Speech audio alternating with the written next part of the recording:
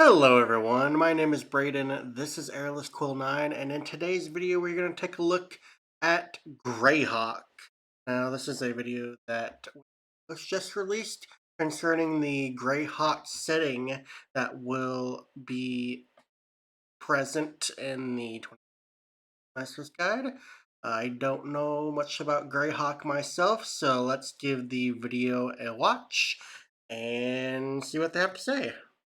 Hello everyone, today we are talking about a campaign setting that is actually in the Dungeon Master's Guide, and that is the setting of Greyhawk. This is the very first campaign setting to ever exist in D&D.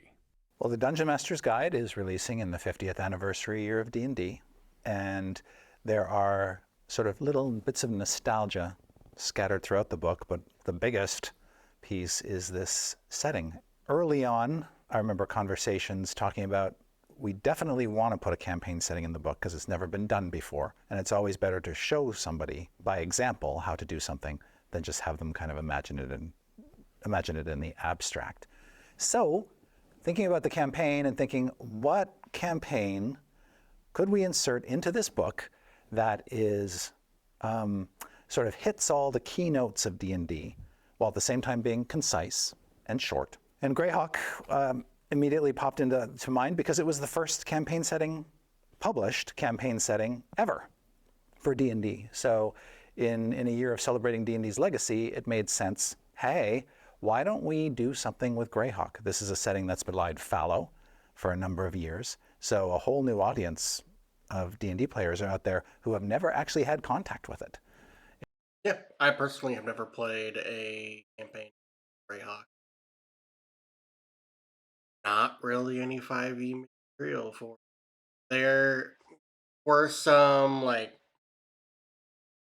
pre-published adventures that were originally in the Greyhawk setting, but they were kind of system agnostic, or not system agnostic. They were setting agnostic, so they could be placed in any hero plane. So yeah, I'm glad they're putting the Greyhawk setting in here. I do want to know more about it, considering Dungeons and Dragons setting. Unfortunately, I do feel like there probably won't be a whole lot of information on it in the Dungeon Master's Guide, because it is a Dungeon Master's Guide and not a Greyhawk setting book. So we'll see what else they have. And yet it has been foundational. It is the granddaddy of campaign settings. It is the campaign setting that taught people like me how to make a campaign setting. And so what better campaign setting to throw into a book about being a DM and creating your own stuff. This setting was created by Gary Gygax. He's one of the founders of D&D. It was created for Gary's home campaign back in the 70s and first released as a product in 1980. It was a very thin folder with a book inside it and fold-out poster maps. The book, I think, was about 32 pages, so it was tight. Not like the campaign settings we think of today, which are big, thick, huge tomes. 10 times that size. Exactly. And so I went back through my copy of that and looked at it and tried to figure out what was it about this that I fell in love with? Why do I think this is a good idea to bring back? And one of the things that struck me was how sort of unburdened it was by detail. It deliberately left a lot for the DM to make their own. You got a map with some place names on it. You got like a short little description of each place, including some material that's probably pretty irrelevant unless you're into wargaming. Like, oh, this nation has 1,000 infantrymen, whereas this nation has 3,000 infantrymen and a cavalry. And these are the weapons they use. Exactly. Yeah. Going back through it again, I fell in love with it again because I loved the leanness of it. I love that, Very cool. You're giving me, the DM, all this stuff to play with and make my own. And I thought that we could turn that into a really interesting part of the campaign's chapter. So the way we present it is very much like the way we tell you how to make a campaign. Start with the place where the characters are starting their adventures. That the city of Greyhawk and the surrounding area get a little more detail so that you can start characters there. The sample adventures in Chapter 4 have locations there just outside the city so you can be interacting with the environment. And the farther out you get from the city, the more kind of vague it is, because that's all you need, whether you're running in Greyhawk or running in a campaign of your own. Start with sketchy details at best. Have some idea of the conflicts that are going on in the world around the characters and how those are going to impact their adventures. And then let the adventurers take you where they want to go. Another It does depend kind of about how well thought out those are and how much inside though. Because as long as they give like a whole bunch of hooks and stuff, that would be pretty nice. It's honestly a lot easier though to figure out how to stories when they give you just enough information to use that come up with. I do like this map though. A lot of important locations. I can see Greyhawk and Castle Greyhawk. I see the Lost Caverns. So Dojkanth, I believe is how you pronounce that. I know that there's an adventure that takes present there that was just released in not Tales 3. One that has the neon front. It's the most recent release. Or most recent Indium. I honestly can't remember what it is. I wish I had it next to me. I have it downstairs. I was looking at it. And then I know White Plume Mountain in the not there's another compendium that was released, Tales from the that has published Mountain Adventure Black Race. So nice to have those things and actually be able to place them in the setting as long as they provide us enough information to do that. Because I would like to know as much as possible about setting itself and the locations surrounding or the locations in the setting so that I could run a game in it based off that information. I wouldn't have to look up as much additional info, but that may be unlikely considering how many pages they're going to dedicate to the setting in this book. Another thing that super excited me about Greyhawk was a chance to revisit the map and do an updated version of it. And it's very faithful to the original with a few little tweaks here and there. And then also use the city of Greyhawk as kind of a example of what a campaign hub can be, a place where a campaign can start and be built around until such time as the characters and their adventures lead them elsewhere. That's something we've never done in a DMG before, is actually present a fleshed out campaign hub. Here is a map of the city.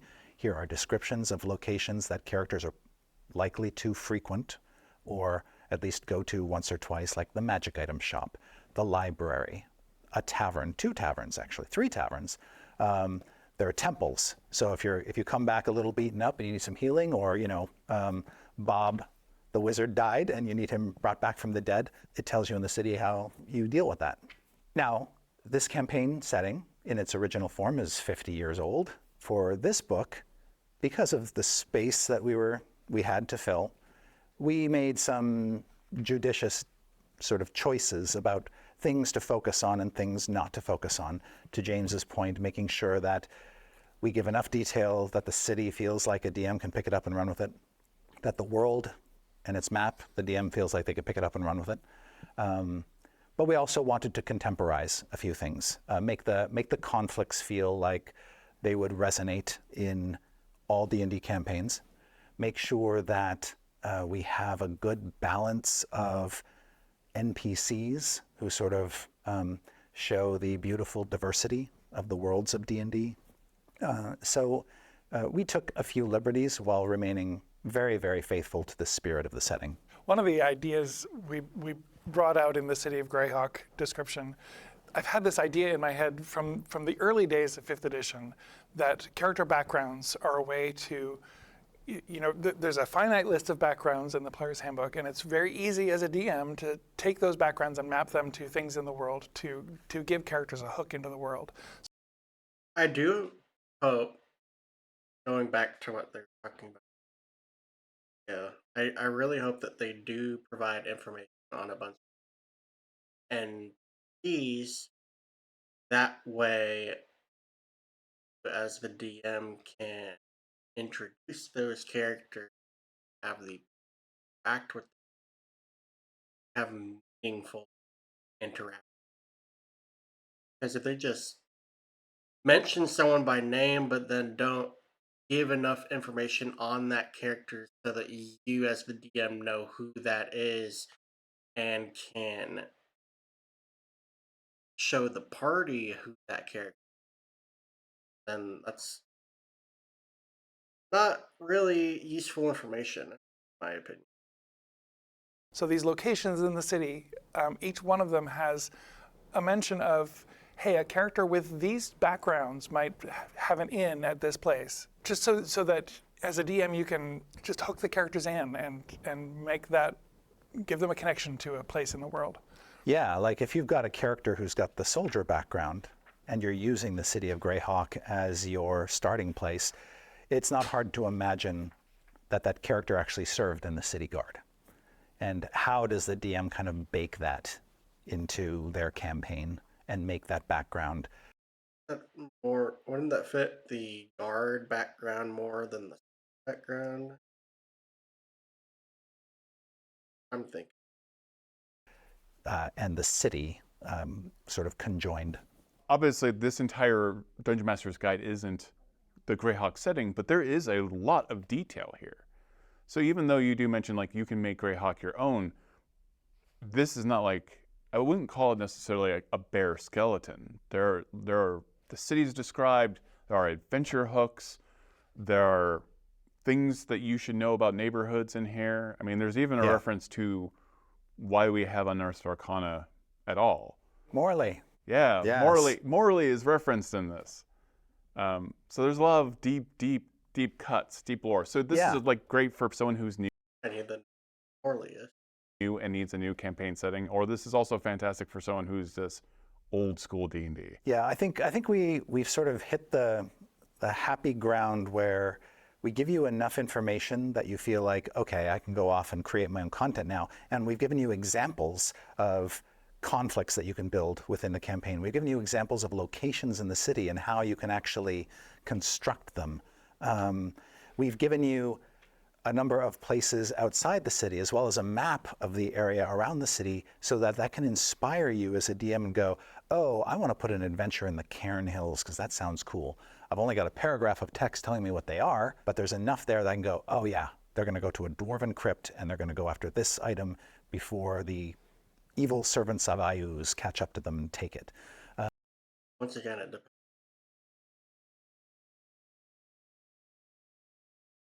If it's stated in there that there are dwarven that litter the hills, then yeah, that's a good adventure hook. Give the dungeon master.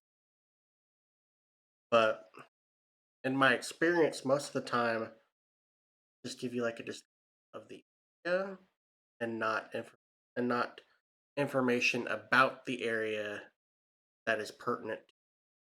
That's what I really like. I want to know history surrounding certain areas. Because if I know history of that area, that can give me ideas what to do.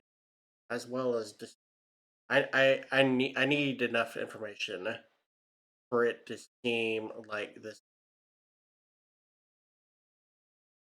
Or I want enough information for it to seem like this is good that they put this in the book. Because if it's not enough information, then I'm going to ask the question, why did they even put it in here to begin with? And I think that I'm very happy with how that's all the Greyhawk material came together to be useful without being daunting. Yeah, I mean, often the problem with a campaign setting is like you feel like you have to master everything that's in those 320 pages before you're qualified to run an adventure in that setting. There isn't 320 pages here. There's 32-ish, and you don't have to master it. You can peruse it and get inspiration. There is more detail in the city itself and a little bit more in the region outside. The further out you get, the sketchier it is.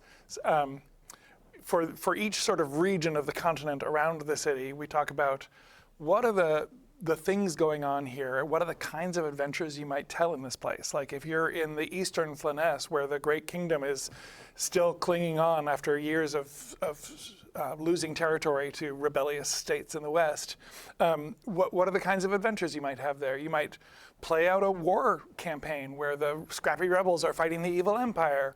Or if you're in the city itself, you might deal with supernatural horror because the Overking has deals with fiends. Or if you're on the high seas in the Sea or in the Lordship of the Isles, you might have a swashbucklery pirate campaign as the naval powers fight against each other. So we sort of point you in a direction of themes and flavors you can explore without bogging you down in details you feel like you have to master. No, this is like stuff that I adore. Like you do list like the gods of Greyhawk, and you have nice brief descriptions. You have, like, if you look at Central Flanness, you have like, here's the location, here's the ruler, here's the description, and you just break it down. So I don't feel like there's a lack of information. This feels very in-depth for being around 30 pages, but it's the right framework. Yeah. I don't feel like I'm missing out on information. Yes, correct. And even though we sort of focus on 3 conflicts that we think are kind of iconic to D&D and or Greyhawk, if you dig down just a little bit into the content, you can see that there's many, many more possibilities that can be unlocked. A creative DM can take a corner of this map and just go hog wild and run a very distinctive campaign there. Yeah, there's a lot of different like political organizations. We've got some of the big bads, the elemental evil, for an example. Elemental evil is a sort of classic faceless adversary in D&D and in Greyhawk lore. It's certainly iconic to Greyhawk. Greyhawk fans know elemental evil. They also know Ayuz, the evil Cambion demigod who has carved out a kingdom for himself in one part of the map, and the havoc that kingdom is causing to all of its neighbors. In focusing on the 3 main conflicts, what we wanted to do is make sure that they all had a very different feel. The Ayuz, hey, there's this evil, super bad guy basically planted on the map. He is going to conquer a whole bunch of nations unless characters intervene and stop him. The forces at his command are just utterly evil and beyond redemption. And so you can make powerful allies in your battle against Ayuz to take him down. On the other hand, the elemental evil story is very different. It's about these secret cults operating kind of below the surface of the world, gathering lore that they can use to unlock evil creatures that have been hidden away in the depths of dungeons, trapped there, primordial beings, demon lords, and they're just doing it for kind of nihilistic reasons to kind of get the world back to a more primeval, or not primeval, but primordial state. And so it isn't a singular villain. It's all these cells kind of operating independently. And then the third conflict that we lean on is the dragons conflict, which in a game that's called Dungeons and Dragons, I think if one of the conflicts did not center around dragons, that would feel like a miss. Would have been a miss. Exactly. And so what are evil dragons on this continent doing? The answer to that question is the seed of that particular conflict. If you have players who are jumping in, you don't need to know the world of Greyhawk. You have a living history section, which is the part of the fun of being in a setting is not that you need to know everything, that you have these touch points in the campaign and you learn the history of something. One of the 3 pillars of the game that we talk about. It is very important.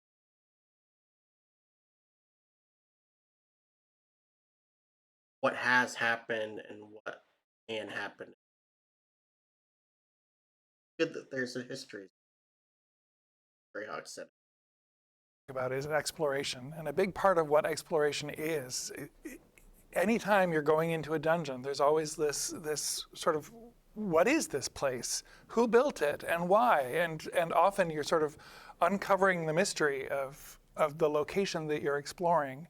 That living history sidebar is really all about ways to pull back the curtain on the history of your world and give your players that sense of discovery as they're exploring whatever setting they're in. The real focus of the Greyhawk section of this chapter is to illustrate what we've been talking about throughout the rest of really the book, and especially the campaigns chapter. It's like every paragraph feels like an adventure hook in the description of Greyhawk. It's very fun. Like this, I read it, I stop, and I think, ooh, that would be fun as this kind of adventure, or we could like explore this. Mission accomplished. Yes. Made for me. Right, yes. Hopefully other people will have the same reaction. I think they will.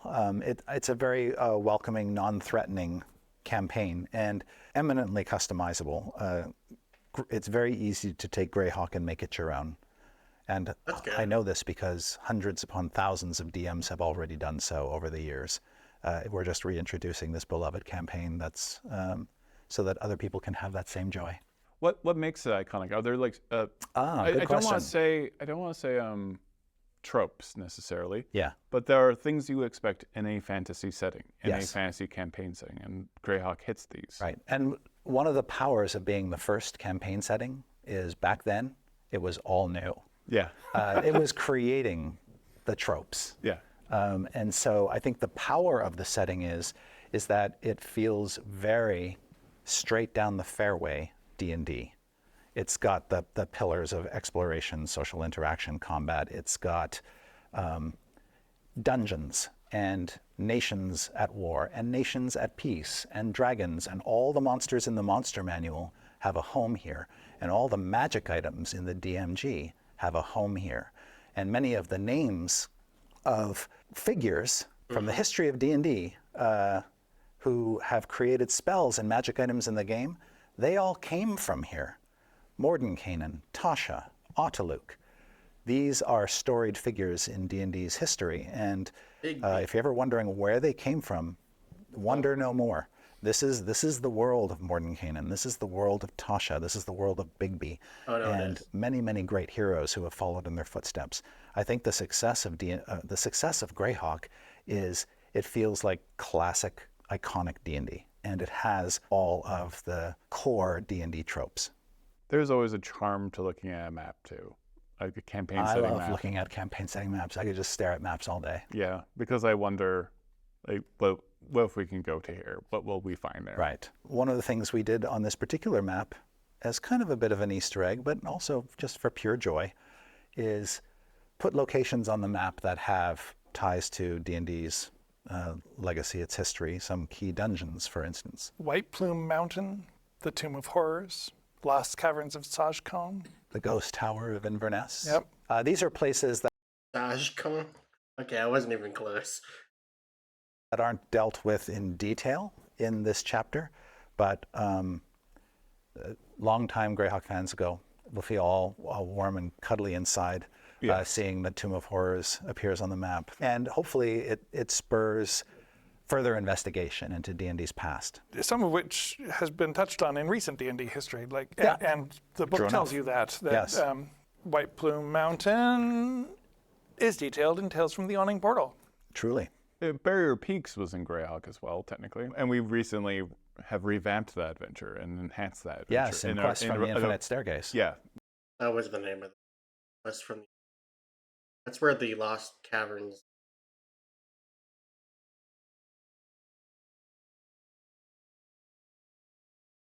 That's not correct because I know that you just said it, and now I can't remember how to pronounce it. Yeah. So we have a lot of these. A lot of the adventures that are very key to Greyhawk are in those two books. Exactly. Yes, many of our adventure anthologies for 5th edition have within their covers Greyhawk adventures just waiting to be run. So we got Tales from the Awning Portal is a big one, and that's got several classic Greyhawk adventures. We've got Quest from the Infinite Staircase. Even Ghosts of Saltmarsh has some originally Greyhawk adventures, because Saltmarsh is in the Greyhawk setting. Perfect. Thank you so much for letting us know more about Greyhawk.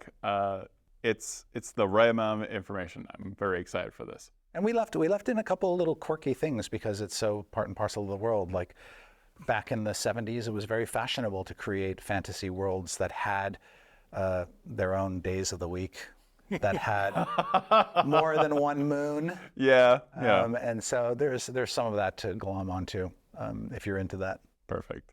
Thank you so much for watching. Every week. Yeah, so I am happy that the Greyhawk setting is going to appear in the 2024 Dungeon Master's Guide. I am slightly unnerved about it though, because I know they said that they only dedicated 32 pages to it. So my real question is whether or not that is enough pages for them to have included enough information for it to feel like that is a in-depth and accurate representation of that setting. Part of me wishes that they would have just released a book that is just for the Greyhawk setting. I do know that next year, based on the release schedule, that there is going to be a book specifically for the Forgotten Realms campaign setting, which is exciting because I've been running games in the Forgotten Realms setting. I don't know. I really hope that they put enough work into the Greyhawk setting for it to feel like it earned its place in this book. And I don't want it to be overshadowed by all the other content present here. I want it to feel like it is something that GMs could latch onto and use at their discretion if they wanted to. So I just hope that there's enough about Greyhawk in this book for it to feel like it should be something that utilized. Otherwise, it's going to feel like kind of a bit of a bummer. But we'll have to see when the book comes out. But yeah, thank you for watching this video. If you enjoyed, please feel free to like and subscribe to my channel if you want more content from me. I am trying to build up my channel, so you're greatly, or that's not necessarily subscription to subscribe to the channel. It's free. So yeah, thank you so much. I appreciate you guys, and I'll catch you all later. See ya.